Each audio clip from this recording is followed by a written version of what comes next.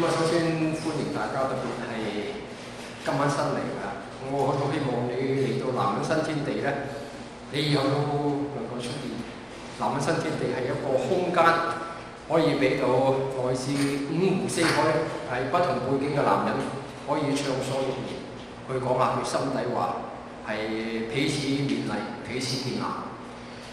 咁今晚講嘅題目咧，其實亦都係呢一系列嘅講座嘅題目。呢一系列嘅講座咧，佢個主題係我們成長的故事，就講到中年呢一代係佢哋成長嘅經歷點樣影響到佢哋整個嘅人生。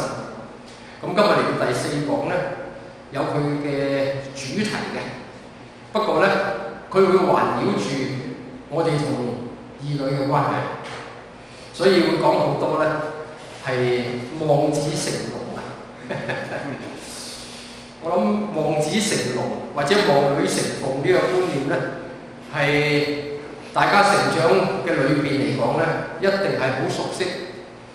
你相信亦都喺你爸爸媽媽嘅身上揾到好多呢一類嘅蛛絲馬跡，以至到你好感受到，因為佢愛你，所以佢望你能夠成龍。呢一種咁樣嘅期望，真係橫跨你嘅前半生，甚至到今日，你亦都係施展呢啲家傳絕技，係向住你嘅下一代，每日都會發出。喺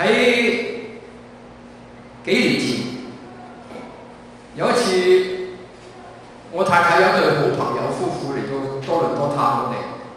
咁佢逗留只不過係2日嘅啫，其實佢哋都探佢屋企人。咁我同佢哋都好熟嘅。咁佢嚟探我哋嘅時候咧，就食晚飯嘅時候，佢就講到佢屋企嗰一對仔女，佢有個仔有個女，仔係大啲嘅。咁喺食晚飯嘅時候咧，佢就兩夫婦就同我哋講好多關於佢仔女嘅嘢，主要係講乜嘢咧？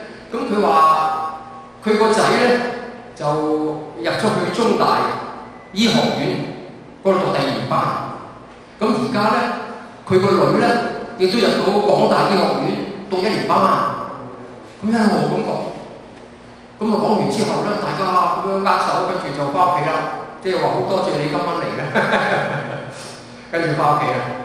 咁我喺翻屋企嘅時候，未翻到屋企揸緊車翻屋企嘅時候咧，心裏邊就諗緊啲咩咧？係咪哇好大？呢一對夫婦高興啦，有個咁出色嘅仔女，係嘛？將來出嚟做醫生。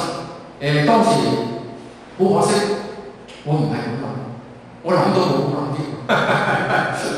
我諗緊啲乜嘢咧？如果你係我，唔知你會唔會好似我咁諗啊？我諗緊就係咪衰咧？今晚唔見佢就好咧，估唔到事隔幾年冇見啫，就搞成咁樣。我唔知道佢仔女入咗醫科啊嘛。我啲仔女冇讀醫科啊嘛，你又係咪衰咧？我以後都唔想見佢，一見到佢成日講佢哋仔女嘅時候，即係話我啲仔女唔掂，同呢啲人見面真係諗過度過先算啊！唔知你會唔會咁㗎？可能你甚至冇諗過，點解我會有啲咁嘅感覺啦？我會諗嘅，由於我會諗，我先至發現點解我會咁諗。呢種嘅諗法喺邊度嚟？正唔正常？好定唔好？佢點樣影響我哋同周圍嘅人，特別我哋仔女嘅關係？用呢個角度睇翻轉頭，如果你唔去諗嘅話，你聽到你有嘅朋友，你嗰對朋友嘅夫婦嗰對仔女，佢哋係讀醫科嘅，你好想你啲細路都好似佢咁讀醫科，但係佢哋冇讀醫科，佢哋可能讀文科或者讀歷史，甚至有可能佢冇讀大學添。當你食完一餐晚飯翻到去見到佢哋嘅時候，一望佢哋，可能同琴日唔同咗都唔定個印象啊，覺得佢哋總係差咁遠，自己嘅仔女總係比人嘅仔女差咁遠。點解會咁諗咧？琴日你同你啲仔女都係咁相處啫，喺未見呢對夫婦之前嚟講。咁你同佢哋可能有講有笑㗎，點解你見到呢對夫婦之後，你再睇翻你嘅仔女，點解會用嘅一種覺得你啲仔女好似係爭咁一皮咁嘅感覺咧？呢啲係乜嘢呢一種係中國好傳統嘅一啲嘅經歷。乜嘢叫做望子成龍、望女成鳳？喺我哋成長嘅年代，每一個人，絕大部分嘅人都會知道，做醫生、做律師、做會計師呢啲就發達啦，呢啲係社會高層啦。所以如果要成功嘅話，一定要哄你啲仔女幾大都入呢啲學校，入呢啲嘅學系，以將來能夠出人頭地。甚至我哋會認為，如果我哋係要愛惜我哋嘅仔女嘅話，就一定係點樣逼都要逼到佢成為醫生、成為律師，咁先至叫做愛佢，因為佢將來有好嘅日子過。呢個係我哋傳統嘅觀念，唔知今日嘅你係咪仲係咁諗？我話俾你聽，有好多人都仲係咁諗，而且一生都咁諗。到佢臨終嗰一刻，你問佢係咪咁諗？Yes， 咁你點睇呢啲仔女啊？當然遺憾啦，因為佢哋做唔到。呢一樣嘢好值得我哋反省，不但止反省，要深入去睇下嗰啲係乜嘢嚟，究竟點解係咁樣？我哋嗰個年代嘅成長期，冇錯，好多人都知道做醫生係揾好多錢，好出色；做律師係好崇高，係可以揾好多錢；做會計師又可以好發達，冇錯。所以喺我哋嘅印象裏邊，我哋做唔到，我哋好希望下一代能夠做到。我哋以為呢種係對佢嘅愛，因為將來佢哋會有好嘅日子過。我哋就以為呢一種就叫做父愛母愛，但係我哋冇細心去小心去檢查，原來我哋唔係真係愛佢哋。我哋只不過將我哋做唔到嘅夢想，藉住下一代嘅存在，讓佢哋去做到，以至都能夠滿足我哋嘅心願，同埋令到我哋喺同朋友之間去比較嘅時候非常有面。呢一啲唔係愛我哋嘅仔女，係愛我哋自己，令到我哋自己有面。換句説話嚟講，我嗰對朋友夫婦講俾我聽，佢對仔女係入咗去醫學院。佢係想我知道佢對仔女，你睇下幾叻？可能佢嘅期望就係向我炫耀都唔定。縱然佢唔係向我炫耀，但係我主觀嘅感受，好似覺得佢真係向我炫耀，以至到令到我覺得喺比較嘅情況底下，男人係最中意比較。喺比較嘅情況底下，我翻咗屋企見翻我啲兒女嘅時候，發覺佢係比人上，以至到我覺得有少少嘅遺憾。所以我真係唔係好想見呢對夫婦嘅原因就喺呢度，呢一種嘅心態就從嗰種嘅角度而嚟。望子成龍，望女成鳳。有時我哋都唔知我哋做緊啲乜。乜嘢叫真正嘅愛下一代？愛首先要明白乜嘢叫愛先。我有個好朋友，佢只有一粒仔啫。喺呢粒仔10歲嘅時候，先至發現原來佢呢一個唯一嘅仔，獨生子啊，係有自閉症。當時只係知道佢好靜，直至有一次佢上咗下堂嘅時候，突然間失驚無神，隔離嗰個空位係冇人坐㗎。佢突然間起身拎起隔離冇人坐張凳，向住側邊個牆嗰個玻璃窗嘣掟過去，嘣打爛咗個課室嘅玻璃窗，全場譁然。於是拎咗佢去檢查一下，由心理學家、精神科專家經過檢查先至偶然發現，原來佢係自閉症，患咗自閉症。從嗰日開始，佢唔能夠喺正常嘅學校或者課室嗰度讀書，要喺一啲特別班嗰度。我呢個好朋友只有一個仔，唯一嘅仔，冇下一個就係佢。佢一生都只有一個。如果話愛佢係咩意思？愛嘅裏邊睇翻佢嘅行動，你就知道佢雖然只有一個，而且呢一個係自閉嘅，但係佢好接納佢呢個自閉嘅仔。佢好愛惜呢個仔，愛惜到呢個地步，周圍同佢去揾資源去幫助佢。佢只係希望佢個仔能夠過得好啲。唔多唔少學到一啲嘢，佢只係希望咁樣嘅啫。佢同佢個仔可以乜嘢都講，佢都好有耐性去聽佢嘅仔講嘢。有時佢嘅仔講嘢都唔知佢乜乜嘅，但係佢又好接納，好欣賞佢仔肯同佢講嘢。佢個仔而家16歲，即係話佢診斷自閉已經過咗6年。呢個爸爸一直都好接納呢個仔，唔覺得呢個仔係有自閉而感到遺憾。呢一種就叫做對下一代嗰種無條件嘅愛，因為係為下一代唔覺得羞恥。因為我哋要有一個標準去量度，先至知道我哋嘅期望、我哋嘅行為是否係愛下一代，抑或愛我哋自己啊！望子成龍，望女成鳳。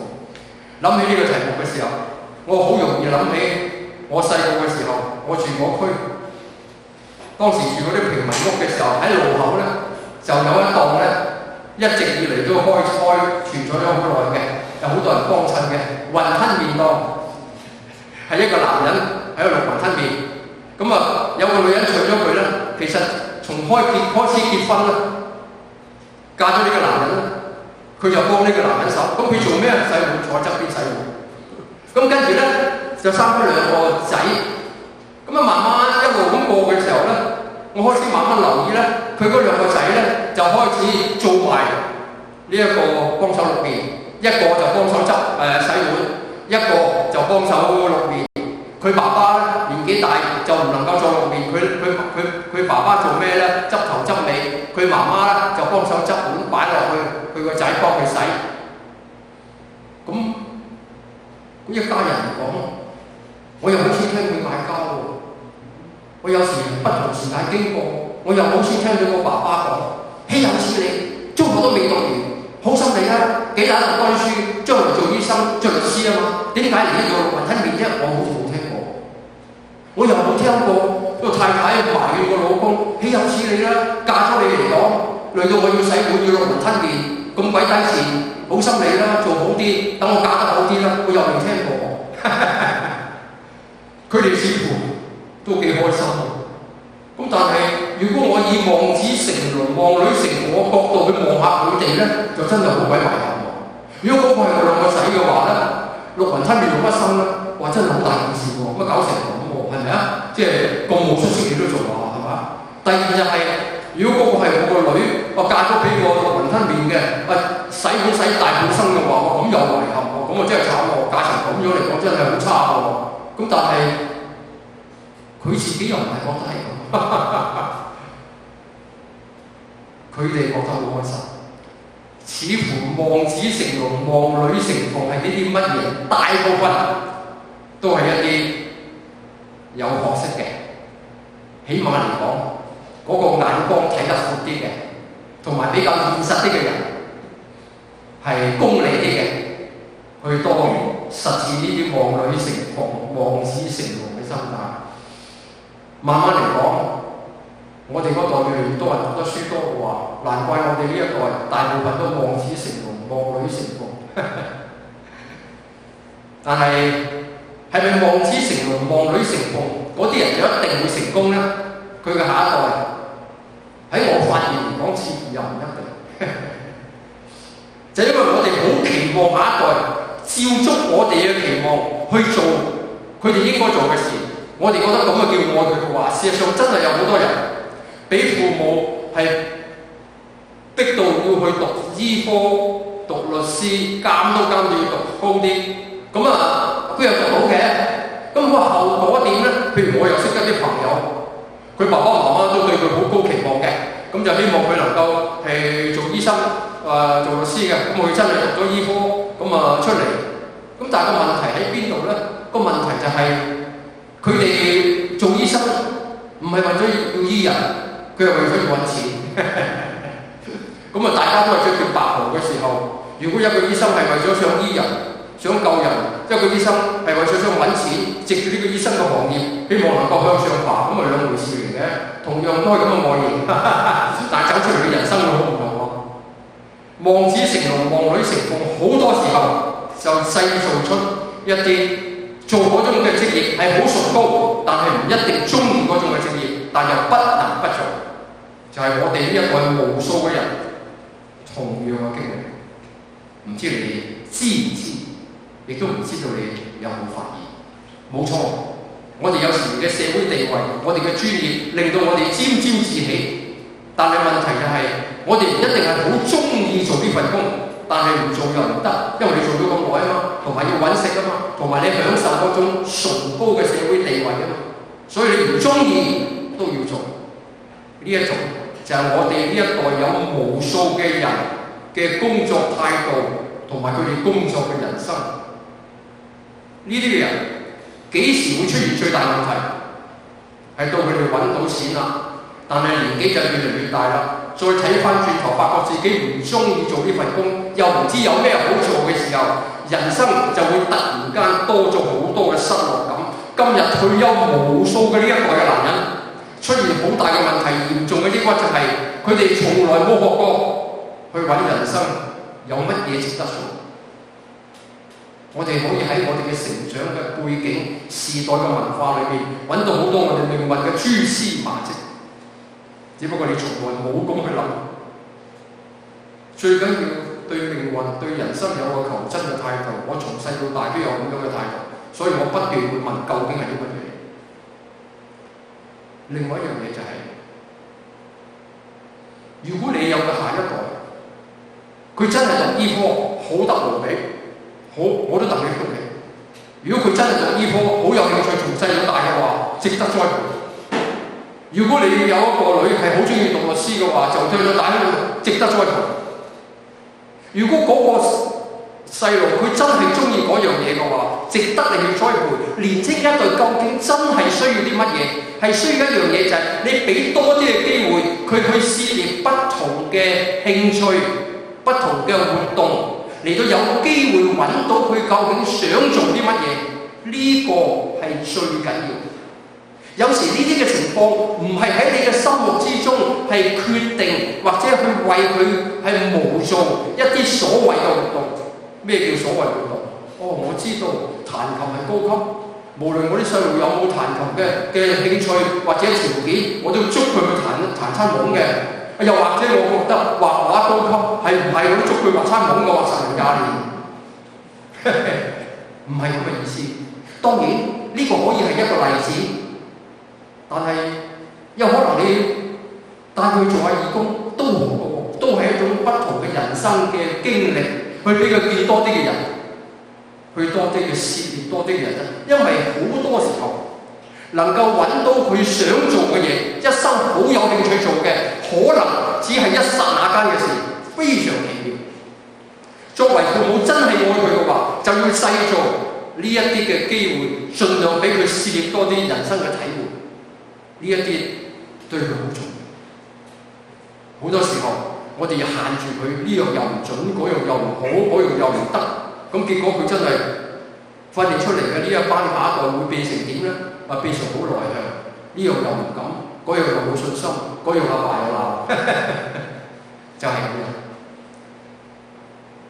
能夠令到一個細路真係將來所謂成功嘅話，係俾佢有機會去揾到佢想做嘅嘢。當佢揾到嘅話，你一定要鼓勵佢，同埋為佢製造呢啲嘅機會。哪怕佢揾到想做嘅嘢，完全唔係你想像嘅裏邊，喺你嘅眼中可能係冇前途嘅，都唔定。但係呢個係為佢好，因為佢中意做呢樣嘢。乜嘢叫做愛？愛就係嗰個人，佢覺得好。佢生活得愉快，佢揾到嗰樣嘢嘅意義，你完全支持佢嘅話，你就係真正愛佢。如果你要佢做一樣嘢係為咗自己有面嘅話，你唔係為咗愛佢，你係愛自己。你一定要知道呢個標準，好難分辨得出。如果你唔反省嘅話，當你一深度去反省，你就會曝光。甚至有無數嘅爸爸，今日呢一代嘅爸爸係完全唔知道咩叫愛嘅，大有人在。點解要做爸爸？就係俾機會你喺有生之年，透過你同兒女嘅關係，去學習去愛佢。乜嘢叫做愛？愛嘅裏面就有接納，有真係為佢好，以至到你願意栽培佢。甚至愛嘅裏面好多時候係有犧牲嘅成分在內。呢種就叫做愛。要俾年輕嘅一代有多啲嘅機會去揾到佢喜歡做嘅嘢。但係我亦都見到太多嘅青少年喺望子成龍、望女成鳳嘅傳統家庭成長，去到青少年期嘅時候，就反叛得不得了。點解佢哋反叛？壓力太大，屋企壓力太大，屋企唔係愛佢哋，屋企要逼佢哋做呢樣嘢，做呢樣係佢唔中意做嘅，但係又唔能夠唔做，所以嗰個反抗感就好大。而喺呢一啲望女成鳳、望子成龍嘅家庭裏邊，好多時候係因為太多嘅父母，呢一類嘅父母都係完美主義者。我哋呢一代喺成長背景裏邊都被訓練成為大部分都係完美主義。乜嘢叫做完美主義？要求自己好高。點解我哋要求自己好高？因為上一代要求我哋好高，可能就算上一代唔要求我哋高，係因為出身貧窮，遇咗太多困難，我哋只能夠咬實牙根，一定要克服晒呢啲困難，先至能夠脫穎而出。以至到我哋嗰代係鍛鍊成一樣嘢，就非常之硬淨，而且能夠克服無數嘅困難，有無數嘅我哋嚟講好有成就，對20世紀嘅地球貢獻良多，呢個真係不可置疑。但係個問題就因為我哋太叻，以致我哋成為完美主義者，要求自己高，但亦都要求我哋個下一代同樣咁高，冇考慮到佢哋嘅成長背景同我哋係完全兩回事。完美主義者有咩特色？就係不斷對對方有要求。佢做到第一個期望唔得，要做第二個，第二個都做未夠，第三個。我識得個年青人，呢個年青人我已經好佩服佢。佢中三嘅時候，數學肥佬，樣樣都好，係數學肥佬。佢自己知道自己嘅數學真係渣嘢，所以佢就下定決心一定要搞掂數學。所以佢就死計爛計，日計夜計。去到中四嘅時候，哇！數學99分。搏到盡99分，佢自己好高興啊！咁於是乎攞個成績表翻去俾爸爸媽媽睇，諗住爸爸媽媽一定請佢食餐好㗎啦，大讚佢啦！點不知嗰日佢爸爸媽媽對佢嘅反應，我恐怕佢一生難忘。係咪真係好好啦？好明好啫！佢爸爸媽媽一見到佢99分，咁佢話俾佢爸爸聽，爸爸媽媽聽係食晚飯7點半嘅時候，拎埋張成績表俾佢爸爸媽媽睇。佢爸爸媽媽喺7點半開始鬧佢，鬧到凌晨11點鐘瞓覺嘅時候，咁啊鬧乜嘢咧？咁追求完美嘅人睇嘢點樣睇法咧？如果唔係你唔知道今日我俾個驚喜你，你係追求完美都唔定㗎。追求完美嘅人所睇嘢嘅角度係唔會睇對方所付出嘅努力，只會睇到對方做唔到嗰一面。換句説話嚟講，佢睇唔到佢個仔搏到盡，好勤力咁樣去改善佢個數學根基，以至到可以攞到99分。可能連改卷嗰個先生都係完美主義者，因為佢寫嘅字可能寫得唔夠靚，啲 number 寫得唔好，所以本來俾100分條條都啱，嬲起上嚟都扣咗佢1分，整到99。所以佢嗰晚就唔覺啦，拎翻去對住個完美主義嘅父母，完美主義嘅父母嗰晚點樣鬧佢咧？你都離譜嘅，點解嗰分都攞唔埋？咁鬼冇用㗎！成晚就鬧呢樣嘢。你唔好睇輕乜你咁鬼冇用呢句説話，呢句説話嗰個殺傷力係非常巨大嘅。我可以話俾你聽，喺我哋成長嘅年代，我哋嘅父母本身冇任何心理學嘅訓練，咁佢只不過就係衝口而出嘅啫。總之佢睇唔啱，唔中意佢就鬧㗎啦。嗰陣時係咁㗎嘛，所以當你爸爸媽媽鬧鬼你話你都冇鬼用嘅時候，你都覺得冇嘢㗎，鬧到面皮都厚咗。但係你知唔知道，有無數今日嘅中年男人，去到中年嘅期嘅時候，突然間無論佢做到幾高嘅職位，突然間會覺得自己冇用，肯定唔到自己有存在價值。覺得自己做任何嘢都冇乜意義嘅，係點解？係因為佢從來唔能夠喺佢父母口中得到一個肯定。佢冇錯係搏命用自己嘅努力去死撐，撐到中年嘅時候，佢需要人肯定嘅時候，佢能夠記得嘅就係佢爸爸媽媽經常對佢講：你都冇鬼用，你做乜嘢都做唔嚟。做唔成功。呢啲嘅説話，嗰種嘅刺傷感啊，就係出現。講出嚟，佢爸爸媽媽舒服晒，鬧完之後肯舒服啦，將個憤怒發泄咗喺對方啲仔女身上啊。但係佢唔明白，嗰啲仔女聽入耳嘅時候，喺一個咁權威嘅形象嘅口中所講，係決定自己嘅存在價值有冇用嘅話，影響佢一生。所以今日你諗翻轉頭，如果你聽過無數你爸爸媽媽同你講呢都冇鬼用，喺你呢個年代到今日你仍然記得佢哋所講嘅説話，我都好希望你能夠原諒佢哋，係因為佢哋都唔知道講呢啲嘅説話講出嚟，只不過係鬧鬼發泄一下自己嘅憤怒，覺得你失佢望，佢唔知道刺傷得你咁緊。當今日你仍然發覺呢啲嘅説話對你好大傷害，令到你睇自己都覺得好冇用嘅喎，我希望你能夠原諒你嘅父母，因為佢哋嘅成長背景係形成，佢只不過都係咁樣難度。亦都希望你明白咗嘅時候，能夠對你嘅下一代肯定佢哋嘅存在價值。就好似我嗰個朋友有個自閉症嘅仔一樣，透過我呢個朋友對佢個仔嗰種嘅接納，俾佢個仔可以肯定到佢係佢爸爸嘅仔，佢爸爸係愛錫佢嘅。呢一個對佢整個人生都非常重要。年青嘅一代需要嘅係你俾機會佢去發現佢所做嘅乜嘢佢有興趣。我舉一個真人真事嘅例子俾大家聽下。喺舊年我喺本雜誌睇咗一個咁樣嘅故事，係發生喺香港嘅。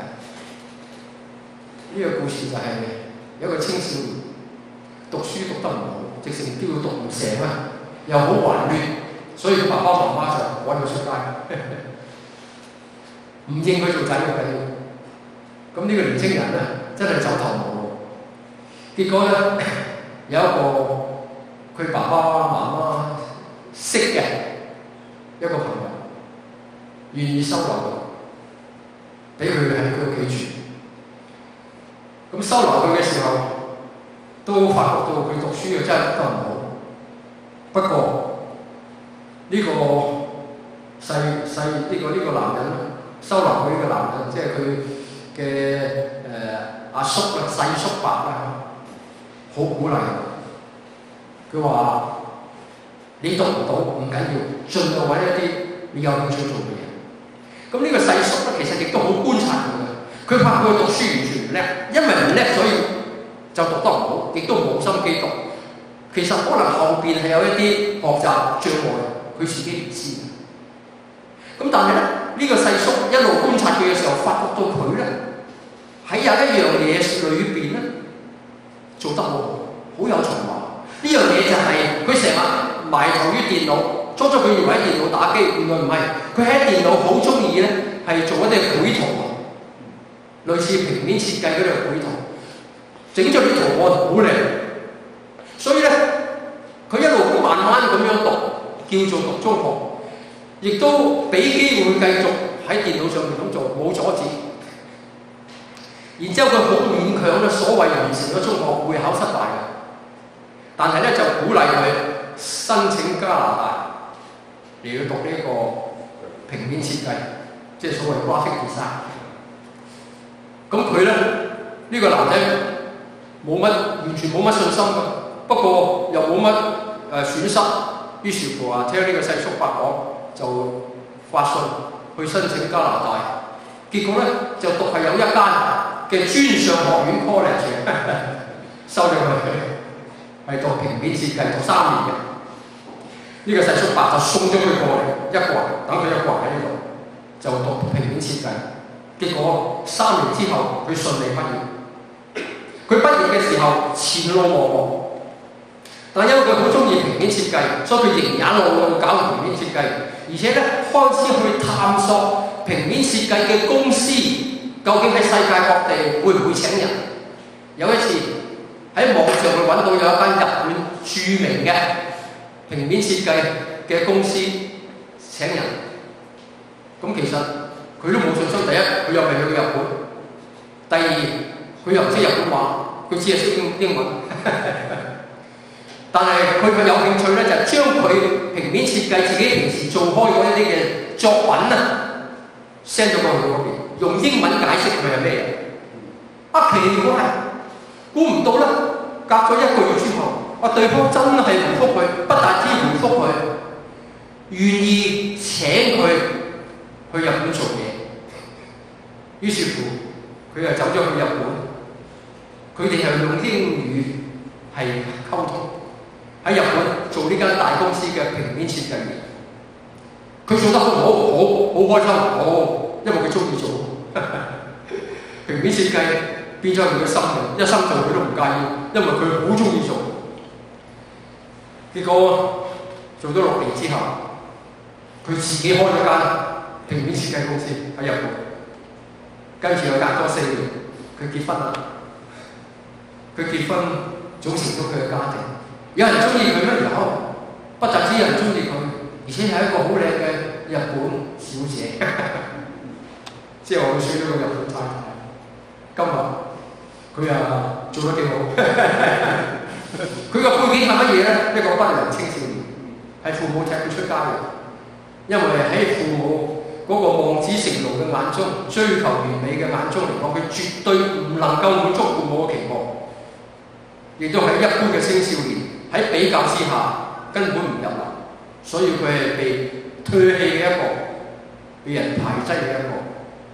佢亦都自我形象偏低，因為從來冇人話俾佢聽佢好有用，亦都冇人發現佢嘅才華，直至呢個世叔伯收留佢。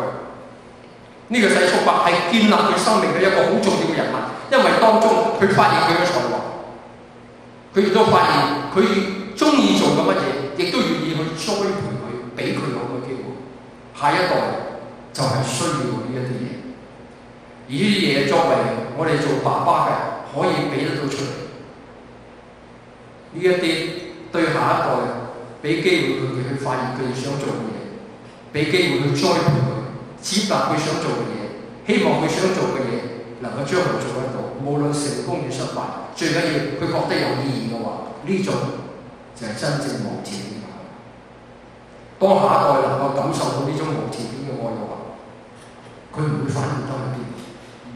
我可以話俾你聽，硬叛逆、硬頑劣嘅細路，佢都會知道邊個係佢爸爸，乜嘢叫做爸爸，佢會知。點解佢哋對佢哋嘅爸爸咁憎恨，對佢哋媽媽咁憎恨？係因為嗰種壓迫，嗰種壓迫，加埋嗰種嘅誤解，彼此之間大家唔了解，亦都感受唔到嗰份愛所產生好多嘅傷害。所以等於我正話所講，今日我哋睇翻下，我哋父母可能佢哋嘅説話，亦都刺傷咗我哋好多。所以我都期望大家在反省嘅時候，勇於去反省，佢哋值得你原諒，因為我哋生存到今日係佢哋賜俾我哋嘅，養大一個細路絕不容易，所以我哋值得原諒佢哋。而且喺嗰個年代，喺佢哋嘅成長背景裏邊，亦都從來佢爸爸媽媽唔會話俾佢哋聽，你真係有用，我好愛錫你，我多數都話你冇鬼用，呢個係我乞兒仔。佢哋係咁樣成長，所以由於咁，佢哋只係識得話俾我哋聽，你要做醫生，你要做律師，你都冇鬼用嘅，就係咁解。到我哋今日開始知道嘅時候，希望我哋能夠改變。我哋如果能夠改變，俾我哋下一代能夠揾到佢哋嘅存在，揾到來自我哋嗰種無私嘅愛嘅話，佢哋嘅下一代會變得更好。我哋就成為改變我哋家族嘅一班人。下一代同我哋呢一代係好唔同。希望大家仲記得，我哋嗰代一中學畢業出嚟，我哋都知道，因為來自貧窮，全世界都係嚇。我哋都知道，你有咩夢想？我哋想做醫生啊！唔好搞啦！如果你爸爸媽媽未讀過書，唔知咩叫做醫生嘅話，你好想話俾佢讀醫科，想去栽培你嘅話，可能你爸爸媽媽話：對唔住，讀大學係奢侈，唔該你出去開工揾錢幫輕家庭。即係話，我哋嗰代係冇機會，係被上一代所栽培，俾機會我哋去發掘我哋嘅夢想。好多時候，我哋嘅夢想係埋藏喺我哋嘅人生旅程裏邊，做一啲我哋唔想做、唔願意做，但係又不得不做嘅職業。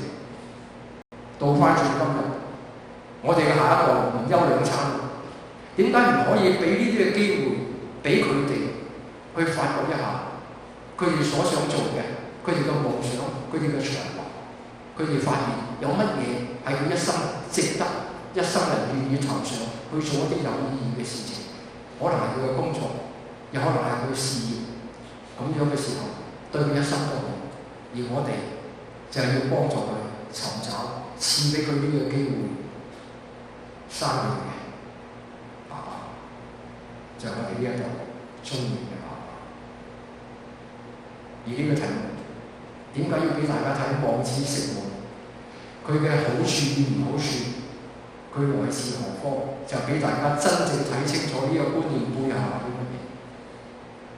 我其實俾今次嘅講座有我自己定嘅題目，呢個題目係對我哋嘅下一代，我哋作為爸爸，甚至作為媽媽，最緊要係乜嘢咧？用基督教嘅信仰裏邊其中一句説話，就叫做凡事忍耐。今日喺你眼中唔滿你意嘅下一代，可能幾年之後唔會一樣。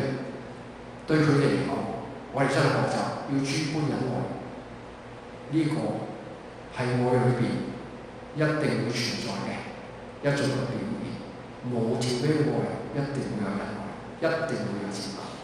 今晚唔想講咁多，多謝。